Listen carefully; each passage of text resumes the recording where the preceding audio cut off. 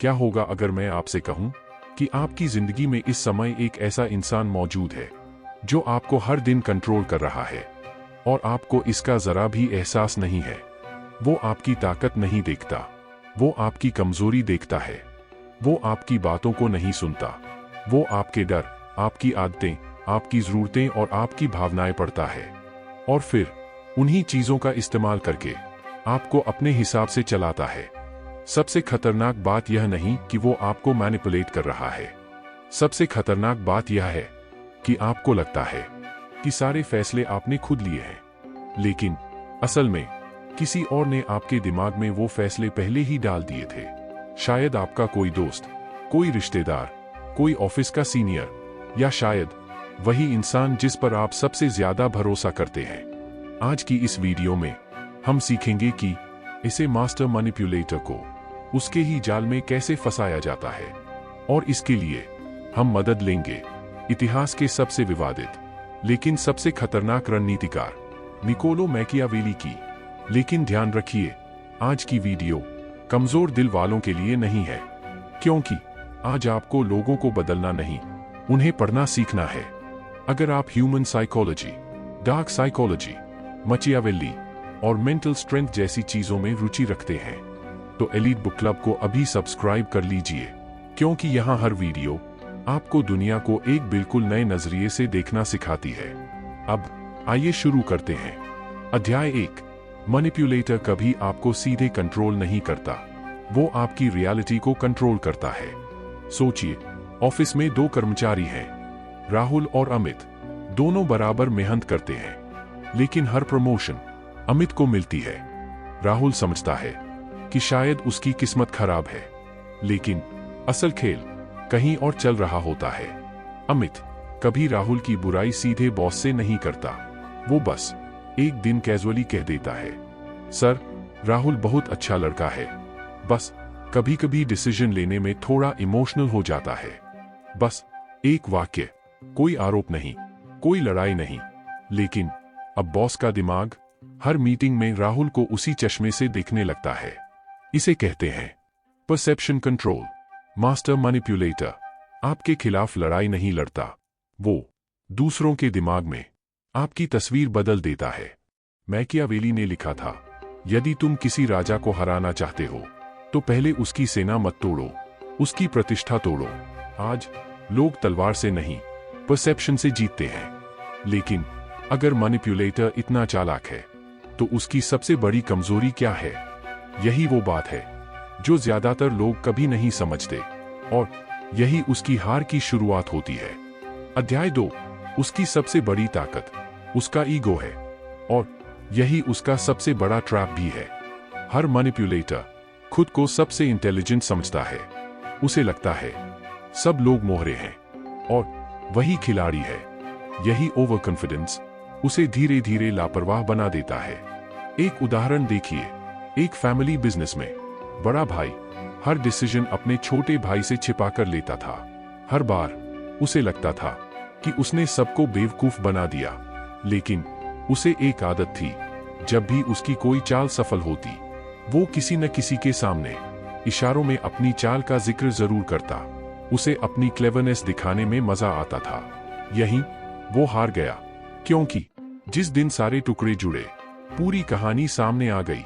Master manipulator अपनी चाल से नहीं हारता, अपनी शेखी से हारता है। अब सवाल है, अगर आपको पता चल जाए कि सामने वाला आपको मैनिपुलेट कर रहा है, तो क्या करना चाहिए? जाकर उसका सामना, उसे एक्सपोज, या उससे रिश्ता खत्म? नहीं, यही 99% लोग हार जाते हैं। अध्याय 3। सबसे पहली गलती, इमोशनली रिएक्ट करना। जब आपको सच्चाई पता चलती है तो आपका दिमाग कहता है, अब इसे सबक सिखाना है। लेकिन मैनिपुलेटर इसी पल का इंतजार कर रहा होता है। क्यों? क्योंकि अब आप इमोशन में हैं, और इमोशन स्ट्रैटेजी का सबसे बड़ा दुश्मन है। मान लीजिए आपके ऑफिस में एक व्यक्ति हर बार मीटिंग में आपकी बात काटता है। एक दिन आप गुस्से में फट पड़ते हैं। बाकी लोग क्या देखते हैं? सच्चाई नहीं, उन्हें सिर्फ इतना दिखता है कि आप अपना आपा खो बैठे। अब मैनिपुलेटर आराम से कहेगा, मैं तो सिर्फ डिस्कशन कर रहा था। इन्हें पता नहीं क्या हो गया। देखा, गेम पलट गया। आप विक्टिम थे, लेकिन विलन बन गए। मैकियावेली कहते, जिस युद्ध में दुश्मन आपको घसीटना चाहता है, उस युद्ध में कभी मत लड़ो। अब मैं आपको वो रूल बताने वाला हूं जो हर इंटेलिजेंस एजेंसी, हर निगोशिएटर और हर सफल रणनीतिकार जानता है। अगर आपने इसे सीख लिया तो सामने वाला खुद अपनी पोल खोलना शुरू कर देगा। अध्याय 4 नियम नंबर 1, अपने जागने का एहसास कभी मत होने दो। अगर आपने शतरंज खेली है तो आप जानते होंगे कि अच्छा खिलाड़ी अपनी सबसे खतरनाक चाल चलने से पहले अपने इरादे कभी जाहिर नहीं करता। मास्टर मैनिपुलेटर भी यही करता है। वह तब तक हमला नहीं करता जब तक उसे पूरा भरोसा न हो जाए कि सामने वाला कुछ समझ नहीं रहा। अब सोचिए, अगर अचानक उसे पता चल जाए कि आपने उसकी हर चाल समझ ली है, तो क्या होगा? वो अपनी पूरी स्ट्रैटेजी बदल देगा, सारे सबूत मिटा देगा, लोगों के सामने आपको ही पागल साबित कर देगा, और फिर उसके साथ लड़ाई जीतना 10 गुना मुश्किल हो जाएगा। यही कारण है कि मैकियावेली बार बार लोमड़ी का उदाहरण देते हैं। शेर ताकतवर होता है, लेकिन लोमड़ी जाल पहचानती है, और जो इंसान हर जाल को पहचान ले, उसे लड़ने की जरूरत ही नहीं पड़ती। एक असली जिंदगी का उदाहरण मान लीजिए, आपका एक दोस्त है। हर बार वो आपको किसी और के बारे में कहता है, यार उसने तेरे बारे में अच्छा नहीं बोला। पहले आपको लगता है कि वो आपका शुभचिंतक है, लेकिन धीरे धीरे आप सबसे दूर होने लगते हैं। एक दिन आपको शक होता है कि कहीं खेल कुछ और तो नहीं। अब अगर आप उसी वक्त उससे जाकर पूछेंगे, तू मेरे खिलाफ लोगों को भड़का रहा है, तो वो तुरंत कहेगा, मैं तो तेरी मदद कर रहा था। और क्योंकि आपके पास सबूत नहीं है, बाकी लोग उसी की बात मानेंगे। लेकिन अगर आप चुप रहे और अगले कुछ हफ्तों तक सिर्फ ऑब्जर्व करते रहे, तो आपको एक पैटर्न दिखेगा। वो हर इंसान के पास अलग कहानी लेकर जाता है। किसी से कहता है, वो तुम्हें पसंद नहीं करता। दूसरे से कहता है, उसने तुम्हारी बुराई की। तीसरे से कुछ और, यानी वो रिश्ते नहीं बना रहा, रिश्तों के बीच जहर फैला रहा है, और यही उसका असली हथियार है। लेकिन अभी जो मैं बताने वाला हूं, यही वो तकनीक है जिससे मैनिपुलेटर अपने ही शब्दों में फंस जाता है। ज्यादातर लोग ये गलती जिंदगी भर करते रहते हैं। अध्याय 5 रूल नंबर 2, बहस मत करो, सवाल पूछो। एक मास्टर मैनिपुलेटर स्टेटमेंट्स पसंद करता है, क्वेश्चंस नहीं। क्यों? क्योंकि स्टेटमेंट भावनाओं से चलता है, लेकिन क्वेश्चन लॉजिक से चलता है, और लॉजिक मैनिपुलेशन का सबसे बड़ा दुश्मन है। मान लीजिए, ऑफिस में आपका बॉस कहता है, तुम कभी टाइम पर काम पूरा नहीं करते। अगर आप तुरंत कहेंगे, नहीं सर, मैं हमेशा करता हूं, तो बहस शुरू हो जाएगी। लेकिन अगर आप मुस्कुराकर पूछें, सर क्या आप मुझे 2 ऐसे प्रोजेक्ट बता सकते हैं जहां मैं डेडलाइन मिस कर गया था? अब या तो उसे उदाहरण देने पड़ेंगे, या उसका झूठ वहीं कमजोर पड़ जाएगा। ध्यान दीजिए, आपने लड़ाई नहीं की, आपने सिर्फ उसे अपने ही शब्दों का हिसाब देने पर मजबूर कर दिया। यही स्ट्रैटेजिक इंटेलिजेंस है। मैकियावेली कहते, जिस व्यक्ति को अपनी बात साबित करने के लिए ज्यादा बोलना पड़े, उसकी स्थिति पहले ही कमजोर हो चुकी होती है। मैनिपुलेटर्स ज्यादा बोलते हैं क्योंकि उन्हें हर झूठ दूसरे झूठ से बचाना पड़ता है, और हर नया झूठ एक नया सबूत बन जाता है। एक कंपनी में एक टीम लीड हर बार अपनी गलती जूनियर पर डाल देता था। एक दिन जूनियर ने लड़ाई नहीं की, उसने सिर्फ हर इंस्ट्रक्शन ईमेल पर कंफर्म करना शुरू कर दिया। सर, जस्ट कंफर्मिंग, आप चाहते हैं कि रिपोर्ट फ्राइडे तक सबमिट हो। बस एक लाइन। 2 महीने बाद जब वही टीम लीड मुकर गया, तो पूरा रिकॉर्ड उसके सामने था। उस दिन किसी ने उसे हराया नहीं, वो अपने ही शब्दों से हार गया। लेकिन अगर मैनिपुलेटर आपकी रेप्यूटेशन खराब कर रहा हो, तो अगर उसने लोगों के दिमाग में आपकी गलत तस्वीर बना दी हो, तो उसे कैसे पलटे? यहीं से असली खेल शुरू होता है। अध्याय 6 मास्टर मैनिपुलेटर का सबसे खतरनाक हथियार गॉसिप नहीं, आइसोलेशन है। वो चाहता है कि आप कभी सीधे लोगों से बात ही न करें, क्योंकि जिस दिन 2 विक्टिम आपस में बात कर लेंगे, उसका खेल खत्म हो जाएगा। याद रखिए, मैनिपुलेशन अंधेरे में पनपती है, सच्चाई रोशनी में। एक लड़की अपनी दोस्त की हर बात मानती थी, क्योंकि वो हमेशा कहती थी, बाकी सब लोग फेक हैं, बस मैं ही तेरी सच्ची दोस्त हूं। धीरे धीरे उस लड़की ने अपने सारे पुराने दोस्त छोड़ दिए। एक दिन कॉलेज रियूनियन में उसकी मुलाकात अपनी पुरानी बेस्ट फ्रेंड से हुई। बातों बातों में उसे पता चला कि दोनों के बारे में एक जैसी झूठी बातें फैलाई गई थी। उस दिन किसी ने मैनिपुलेटर को एक्सपोज नहीं किया, सिर्फ दो लोगों ने सीधे बात कर ली और पूरा जाल अपने आप टूट गया। याद रखिए, मैनिपुलेटर्स लोगों से नहीं डरते, वो कम्युनिकेशन से डरते हैं। लेकिन अभी तक हमने सिर्फ उसके खेल को समझा है। अगले भाग में हम सीखेंगे कैसे एक मास्टर मैनिपुलेटर के 4 सबसे खतरनाक हथियार, फ्लैटरी, गिल्ट, गैसलाइटिंग और ट्रायंगुलेशन, उसी के खिलाफ इस्तेमाल किए जाते हैं। और मैं आपको एक ऐसी मशवेलियन स्ट्रैटेजी बताऊंगा जिसके बाद सामने वाला समझ भी नहीं पाएगा कि उसका खेल कब उसी के खिलाफ मुड़ गया। अगर अभी तक आपने एलीट बुक क्लब को सब्सक्राइब नहीं किया है तो अभी कर लीजिए, क्योंकि अगला भाग सिर्फ देखने के लिए नहीं, समझने के लिए होगा। एक मैनिपुलेटर तब तक ताकतवर नहीं होता जब तक आप उसे अपने दिमाग के अंदर जगह देते रहते हैं। पिछले भाग में हमने सीखा कि सबसे पहली जीत सामने वाले को हराने में नहीं, खुद को समझने में है। आपने देखा कैसे मास्टर मैनिपुलेटर आपकी रियलिटी बदलता है, आपके रिश्तों में जहर घोलता है और आपको इमोशनली रिएक्टिव बनाकर अपना खेल जीतता है। लेकिन अब खेल बदलने वाला है, क्योंकि आज हम उन 4 हथियारों की बात करेंगे जो लगभग हर मैनिपुलेटर इस्तेमाल करता है और जिनसे बचना मेंटल स्ट्रेंथ की सबसे बड़ी परीक्षा है। अध्याय 7। पहला हथियार, फ्लैटरी, झूठी तारीफ। हर तारीफ सम्मान नहीं होती, कई बार वो सिर्फ एक हुक होती है जिसमें आपका ईगो फंस जाता है। सोचिए, ऑफिस में एक नया कर्मचारी आता है। पहले ही हफ्ते एक सहकर्मी उससे कहता है, तुम बाकी लोगों से अलग हो, मुझे लगता है तुम बहुत जल्दी आगे जाओगे।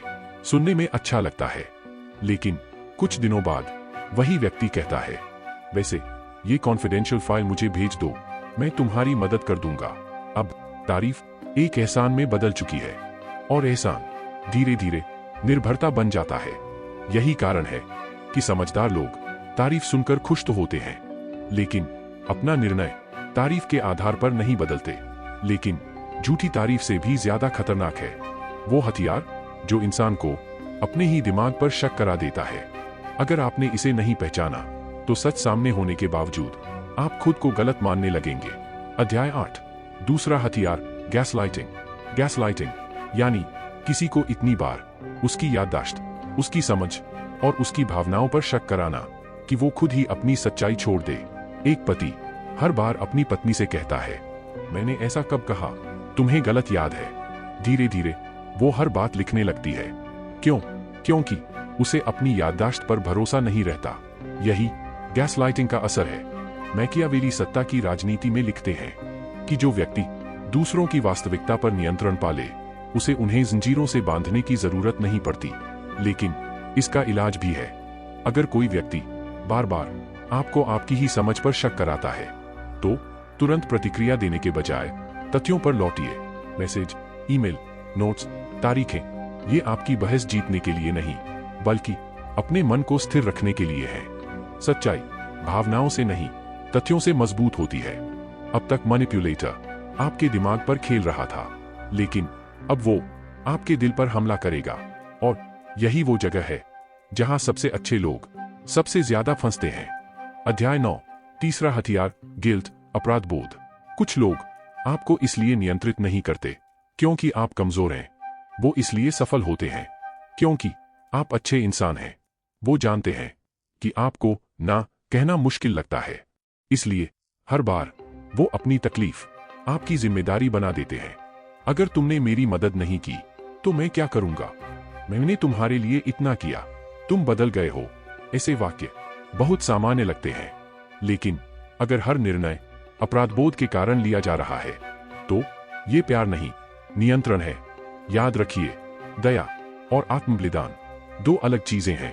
एक वास्तविक उदाहरण, एक युवक हर महीने अपने दोस्त को पैसे उधार देता था। हर बार वही कहानी। भाई, आखिरी बार है। 3 साल बाद उसने महसूस किया कि दोस्त नहीं बदला, बस उसकी रणनीति नहीं बदली। उस दिन उसने लड़ाई नहीं की, बस कहा, मैं तुम्हारी स्थिति समझता हूं, लेकिन इस बार मैं पैसे नहीं दे पाऊंगा। दोस्ती बची या नहीं, ये बात की बात है, लेकिन उसने अपनी मानसिक शांति बचा ली। और अब सबसे खतरनाक हथियार, जिससे पूरे परिवार, पूरी टीमें और पूरी दोस्तियां टूट जाती हैं। अध्याय 10। चौथा हथियार, ट्रायंगुलेशन। ट्रायंगुलेशन यानी 2 लोगों के बीच तीसरे व्यक्ति के जरिए गलतफहमी पैदा करना। उसने तुम्हारे बारे में ऐसा कहा, मैं तो नहीं कहना चाहता था, लेकिन यहीं से शक शुरू होता है। और शक विश्वास का सबसे बड़ा दुश्मन है। इसका समाधान बहुत सरल है, लेकिन आसान नहीं। जहां संभव हो, सीधे उस व्यक्ति से बात कीजिए जिसके बारे में बात कही जा रही है। अफवाह सीधी बातचीत में अक्सर दम तोड़ देती है। अंतिम संदेश, मैकियावेली की सबसे बड़ी सीख यह नहीं थी कि दूसरों को नियंत्रित करो, बल्कि यह थी कि दुनिया जैसी है उसे वैसा देखो। अगर कोई व्यक्ति बार बार आपकी सीमाओं का सम्मान नहीं करता, आपको भ्रमित करता है या आपको अपने ही खिलाफ खड़ा कर देता है, तो सबसे बड़ी जीत उसे हराना नहीं, उसके प्रभाव से बाहर निकलना है। कभी कभी शतरंज जीतने का सबसे बुद्धिमान तरीका बोर्ड पलटना नहीं होता, बल्कि उस खेल को छोड़ देना होता है जो शुरू से ही आपके खिलाफ बनाया गया था। जब आप अपनी शांति, अपना आत्मसम्मान और अपनी स्वतंत्र सोच वापस पा लेते हैं, तो मैनिपुलेटर हार जाता है। क्योंकि जिस इंसान को अब डर, अपराध बोध या भ्रम से नियंत्रित नहीं किया जा सकता, उसे कोई भी लंबे समय तक नियंत्रित नहीं कर सकता।